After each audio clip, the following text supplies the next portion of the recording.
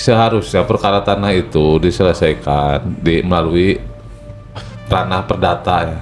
Ranah perdata ini yang membuat para pihak ini kesal gitu. Kesalnya kenapa?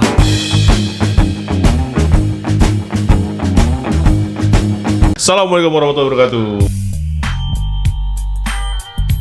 Waalaikumsalam warahmatullahi wabarakatuh.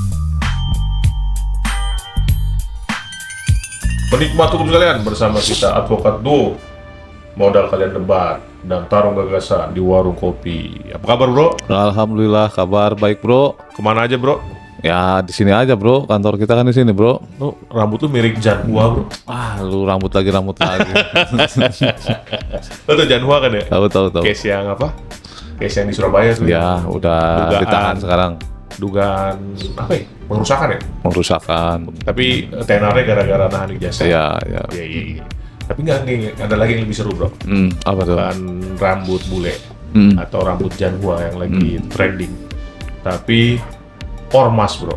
Ormas ya. Ini lagi di mana-mana ormas. Ya lagi tambah di mana. Padahal ormas ini yang menggerakkan Indonesia loh.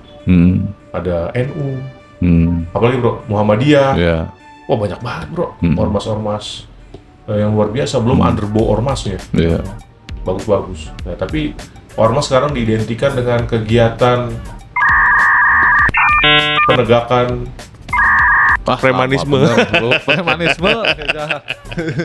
Jadi premanisme yang di mana-mana diidentikan dengan ormas. Iya. Ya banyak ditangkepin. Nah, tapi ini ada lagi nih yang dugaan pelaporan dari BMKG terhadap ormas yang lagi naik daun ini. Grip Jaya yang digawangi oleh siapa? Haji Hercules ya. Haji Hercules. Terus gimana? Lu baca nggak kronologi yang di Tangerang kalau nggak Tangsel. Yang BMKG lahannya. Ngikutin nggak lu? Ya, kalau ngikutin sih enggak bro. Lah, ntar kalau dibilang hafal, lu nggak ngikutin. kalau itu kan gosip. Kalau berita nggak apa-apa. Berita. Apalagi berita hukum ini. Iya, yang dikuasai BMKG sudah dilaporkan, tapi laporannya belum belum selesai lah mungkin ya, masih ada terkait permasalahan gitu. Ya detailnya kan gua nggak tahu seperti apa gitu kan. Artinya BMKG merasa punya tanah itu dikuasai oleh Ormas Grip Jaya. Kan, seperti itu sudah dilaporkan, tapi belum sampai ke masuk persidangan. Belum. Entah posisinya sekarang masih dalam penguasaan ataukah sudah orangnya BMKG gitu. Betul. Itu yang kita nggak tahu. Nah ini kita bahas ininya aja tentang pelaporannya, terus unsur-unsur pasalnya. Ya masalah nanti mengenai itu menjadi permasalahan yang antara BKN BMKG itu permasalahan penegak hukum. Cuma kalau pasal ini kaitannya dengan apa gitu kan. Kadang biar kita tahu nih pas apa enggaknya gitu. Yang dilaporkan apa aja bro? Ya kalau pasal tanah itu kan itu yang umum lah, itu nggak mungkin keluar dari pasal 170 KUHP. Apa tuh? Pengerusakan. Nah, padahal sebenarnya pasal 170 KUHP ini kan mengatur tentang pengerusakan atau pengeroyokan orang gitu kan. Tapi entah kenapa dari dulu setiap sengketa tanah pasti ada kaitannya dengan pasal itu. Karena gini juga ya, kalau sengketa tanah itu kan biasa mengerahkan kekuatan bentrokan antara massa gitu kan, karena pentingnya penguasaan fisik terhadap tanah tersebut. Nah di satu sisi massa yang berada di luar posisi tanah itu dia akan masuk ke dalam untuk menguasai tanah itu, sehingga lah terjadi keributan, bentrokan, adanya suatu pengerusakan.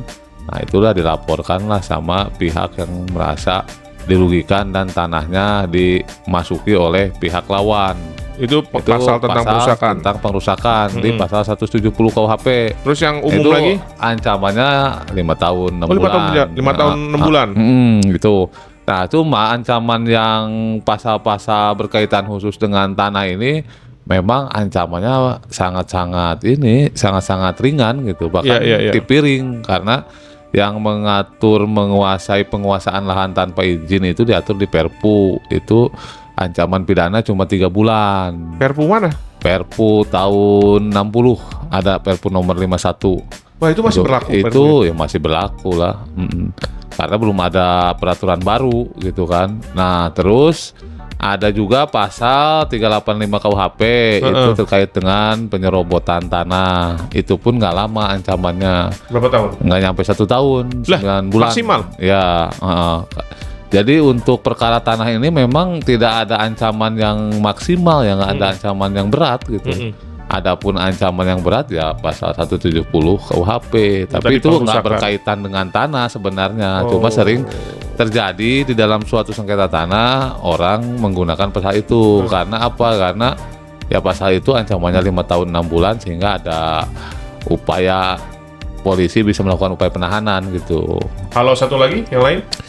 170, 385, terus tadi Perpu ya nggak ada lagi. Kalau yang tadi misalnya tanah itu udah dijual gitu tadi. Nah kalau tanah yang udah dijual itu tanah diduduki terus dijual. Masuknya sama pasal yang 385. Itu masuk 385. Ya. Oh ya satu lagi yang ini masuki pekarangan orang, pekarangan rumah. Apa tuh?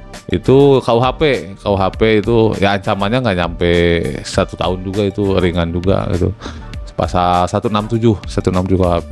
167 KUHP. Iya, betul. Tapi paling sering tadi karena itu pengerusakan ya, sama pendudukan lahan.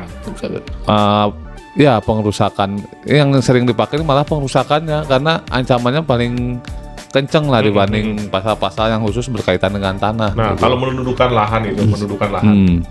Kalau cuma masuk ke lahannya terus keluar lagi, itu termasuk menduduki nggak? Kriterianya itu gimana gitu maksudnya? Kalau itu yang nggak masuk menduduki sih. Kalau masuk terus tiba-tiba ya keluar lagi kan silaturahmi bisa jadi. Silaturahmi, gitu kan? silaturahmi sama apaan bro di lahan kosong?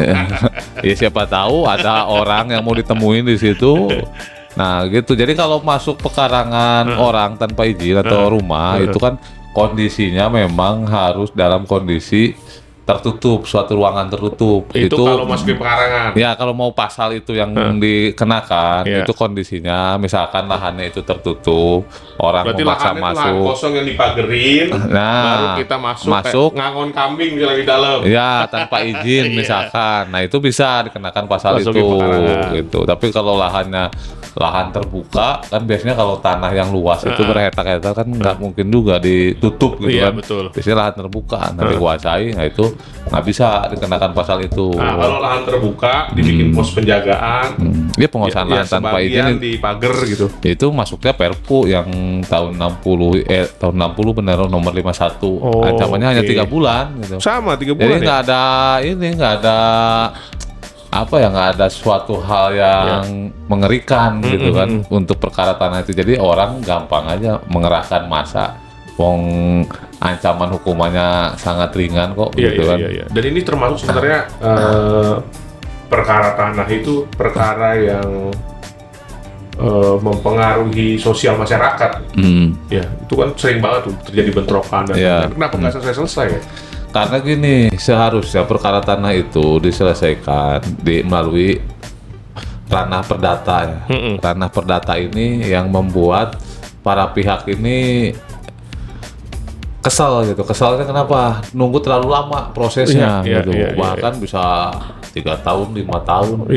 Yang bikin lama itu adalah pertama proses peradilannya umum kan, nggak peradilan singkat. Betul. Yang kedua masalah eksekusi. Nah ini penting nih, Mahkamah Agung belum dari PN, banding, kasasi, PK. Ya. Baru selesai eksekusinya. Eksekusi nggak ada jangka waktu kan? Pun nggak ada jangka waktu. Ini yang menurut gua banyak kekosongan hukum yang belum mengatur tentang persoalan sengketa tanah ini. Kenapa timbul orang dengan memaksa mengerahkan kekuatan massa karena peranata hukumnya belum tersedia gitu bro. Sebenarnya peranatanya tersedia, nggak dieksekusi dengan baik. Sebenarnya kayak gitu aja sih. Kebanyakan. Kalau tersedia sih ada, tapi belum lengkap gitu, belum memenuhi ekspektasi para pihak yang bersengketa. Sekarang ibaratnya gini lah, ada kalau tanahnya luas tanahnya luas masih mungkin orang untuk mengurus sengketa segala macam. Kalau tanah-tanah 100 meter 100 meter, 200 meter harus berproses sekian tahun itu nggak worth it gitu. Dan jadi rahasia umum bahwa eksekusi itu nggak gampang. Kalau dilakukan secara tanpa makan siang. Iya. Ya kan harus ada yang dikerahkan. Berarti kan minimal kasih makan siang. Iya, minimal ginilah, maksud itu Mahkamah Agung bikinlah peraturan perma terkait dengan jangka waktu eksekusi gitu. Itu jangan lama-lama, orang keburu ganti peran lagi. Yang misalkan yang tadinya sudah dimenangkan, nanti orang itu jual lagi sama orang, dan beda lagi gitu. Berubah lagi posisi kasusnya. Ya, pas lagi di mode eksekusi kepada Bapak Rustam misalnya, rupanya bukan Rustam punya Rustam. Udah punya orang lain lagi. Nah, itu. Aduh. Nah, terus wacana ini bro tentang peradilan tanah yang khusus, itu masih sebatas wacana atau? Ya, sebenarnya itu dari dulu ya udah digaungkan peradilan khusus, tapi nyatanya sampai sekarang nggak ada progres ya. Ya menurut gua sih masih relevan untuk bikin pengadilan khusus ya, minimal seperti PHI lah ya gitu. Betul. Prosesnya bisa lebih cepat gitu kan. Kenapa tanah tidak gitu? Karena tanah ini pertama ini karena kita bekas kolonialisme Belanda ya dulu, banyak juga tanah yang peninggalan Belanda, belum lagi perpindahan dari tanah adat ke sertifikat. Belum sekarang lagi sertifikat ada, juga, sertifikat fisik ke sertifikat elektronik. Nah, itu digital kan. Belum lagi ada tanah garapan, tanah negara. Nah, jadi banyak macam ragamnya persoalan tanah ini, bukan hanya masalah kepemilikan tanah, bisa jadi masalah ahli waris, bisa jadi masalah alas hak tanahnya itu gitu. Sangat kompleks sebenarnya. Sudah puluhan tahun juga kayaknya belum kelihatan ininya ya, benang kusutnya belum kelihatan terurai. Masih begitu kayak jalan di tempat nih masalah tanah. Ya mudah-mudahan jadi inilah concern para pihak. Ini terus-terusan kita mudah-mudahan jadi concern para pihak. Ya mau gimana lagi bro. Terus lu sebagai ini ahli pertanahan di KUHP baru udah baca belum tentang pendudukan lahan dan lain-lain? KUHP baru belum sih, belum. Nah, nanti gua baca di luar sesi ini. Oke. Para penikmat hukum sekalian, saya akan ada tugas untuk mengarahkan narasumber supaya lebih mengetahui bagaimana ketentuan terbaru dari pendudukan lahan dan masalah-masalah ini. Oke. Terima kasih. Kita akan bertemu dalam sesi berikutnya.